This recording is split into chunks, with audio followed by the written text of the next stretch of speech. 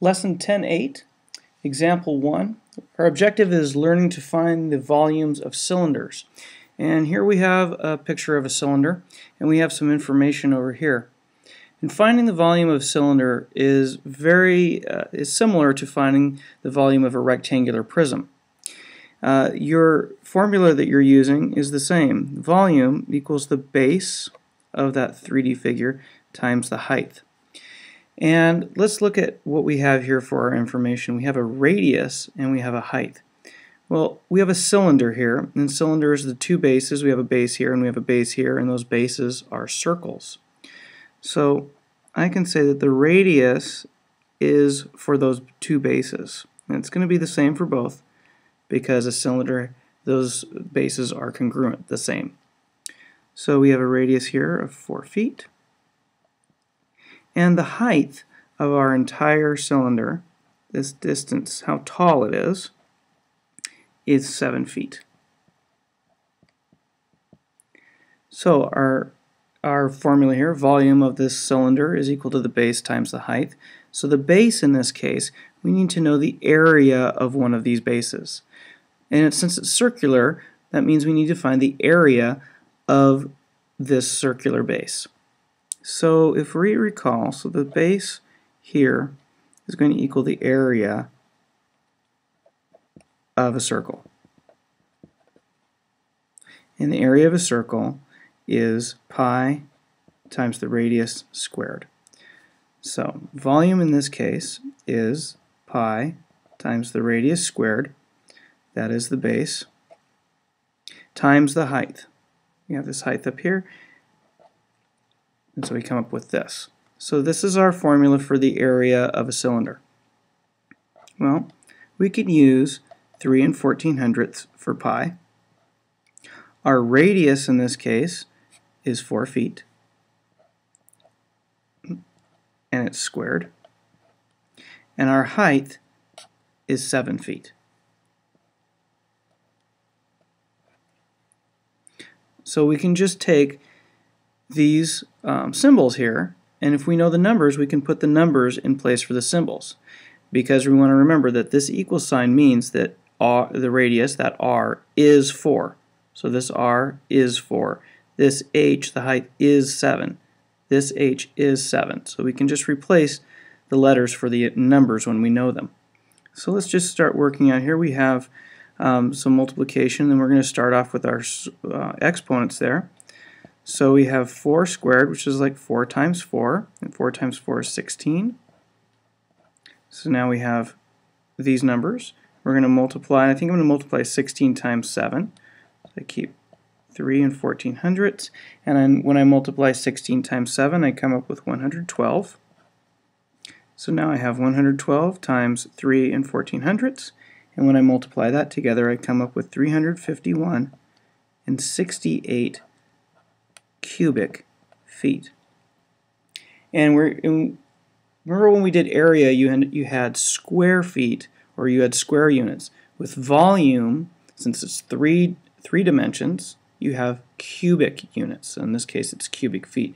And in this case, I just want to find it to the nearest, I want to estimate it to the nearest cubic foot. So I could say this is about 352 cubic feet. I could leave it like this. This is a more exact answer, but I just want it close enough to the closest unit. Let's take a look at another example here. This time we have another cylinder, and we're given some additional information here. We have a diameter in this time. And remember that diameter is the distance across the entire circle, and our bases is where we're going to find that. So both of these have a diameter of 10 centimeters. And our height in this case is 11 centimeters. I'm going to remind the volume is the base times the height. And our base in this case is a circle, so we're going to say that it's pi times the radius squared.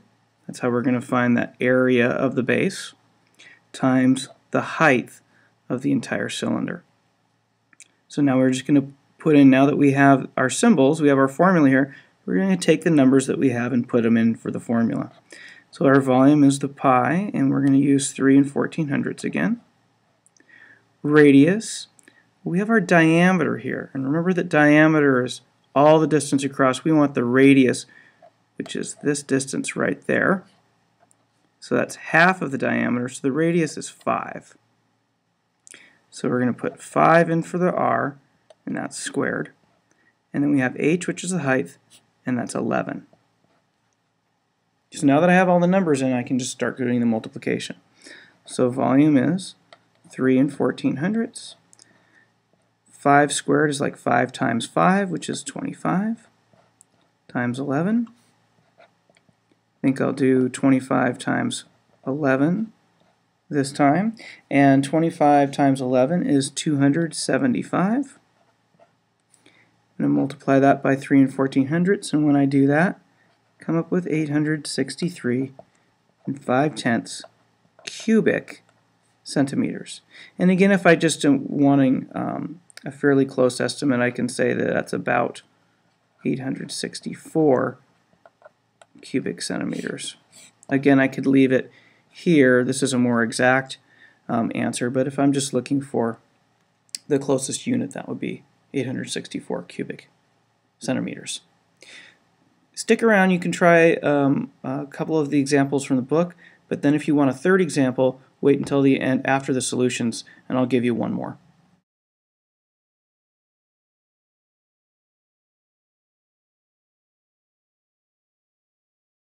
So here's sort of a bonus example here.